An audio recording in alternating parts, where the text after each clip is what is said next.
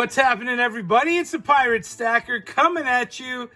Today we are talking pennies. Yes, I'm going to give you my 2 cents on this topic, which is not a lot.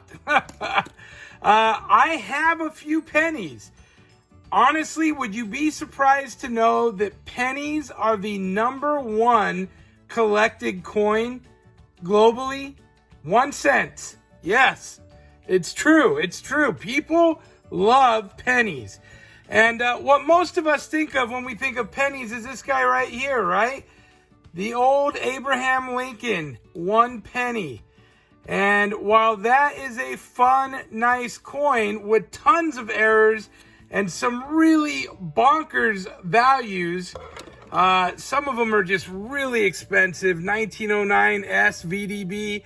You know, there's some that are highly collectible, but there's a lot of other pennies that predated that, as well as came after. The Indian cent probably being the second most common thought of or known. And the Indian cent, this one's beat up. I'd love to have one of these nicely graded, as I think they're just a really cool penny. And you can find these around. They're not real expensive, but they do get expensive.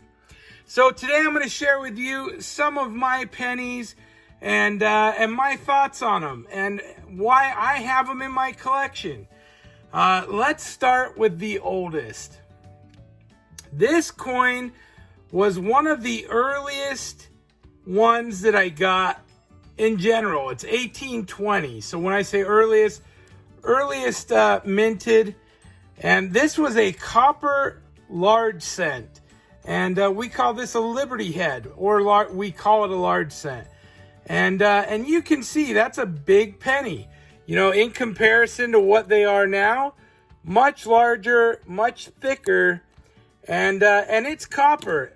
But you can see this one's got some real wear and tear. And I sent it in, and it's straight graded an AG3, a good 3.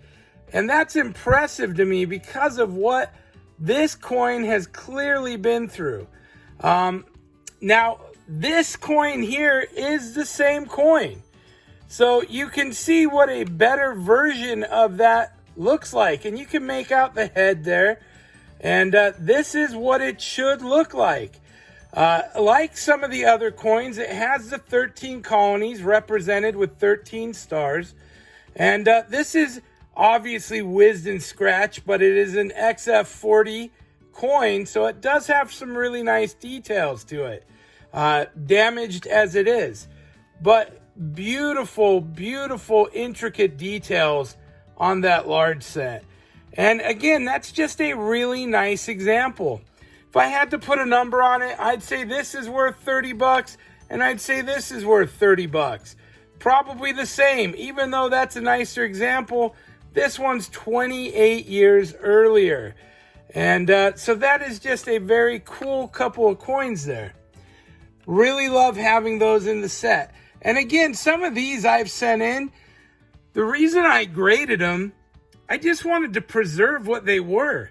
You get into a coin that's 150, 180, 200 years old, and that coin is not going to see any better days. And if you're able to put it away so the oils can't get to it, you know, you help to preserve what that coin is, what it should be. Next up, I got an 1857 1 cent Flying Eagle. And this is a beauty. They only made these for a couple of years, and this is in really good shape. So it's a very fine 20. You can see there's still quite a bit of detail. And this did straight grade, which I was thrilled about. This is probably a $60 coin as it is. And I know it's crazy. 1 penny worth 60 bucks. Again, there's ones much more expensive than this one. But you can see the reading around that, the edges there, how they got the little marks and stuff. Very cool. Lots of little details. And this was a really neat penny for the time. And I love having that. Then another neat set. This guy, the steel cents. 1943, they needed copper for the war. You know, we make bullets with copper. We do different things with copper that you don't use everything for. So they switched our copper pennies to steel. So that is why it is silver in color. This is a 1943. This is the Philadelphia MS65. Very nice penny. Looks just like a regular wheat cent. It's just silver in color. And I always thought that was kind of a neat deal. Now this set here, we've got all three that were produced that year. This is the Denver Mint, 1943D. Again, MS65. And this set right here, these are worth about 30 bucks a pop. So they're not a super valuable coin, but it's a neat one to have in the collection. You know, I like pulling these out, taking a look at them, showing Little Pirate and stuff like that. It's just a neat piece of history. And of course, that being the only year that we did a steel penny, that's a very neat fact that we're able to look back on and go, hey, that's something unique for us, and the reasons behind it. Now, of course, all our pennies, 81 and earlier, they are 95% copper. We love that. So that is your cheapest way to stack copper, guys.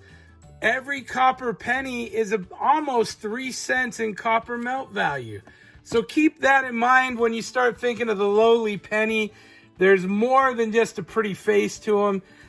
They have a lot of great characteristics. And a lot of these coppers, because they are copper and the things that copper does, they get really great toning. And you'll get yellows and reds and oranges. And in fact, with more modern copper pennies, they have red and brown designations. So it really is one of those metals that does a lot of really cool stuff. You know, I like to think of it as being one of those sleeper things that it's cheap to put away. You can always search them for errors because there are tons of them worth money for little errors here and there. And sometimes they get struck on the wrong planchets or they're struck off center. And that stuff ups the value of them as well. So the penny, do not overlook it. There is more than just the Lincoln cent.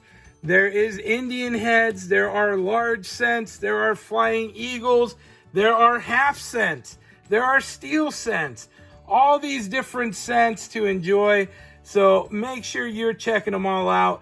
That's it for today. Thank you for watching. We will see you again next time. Please like and subscribe. Pirate out. Arg.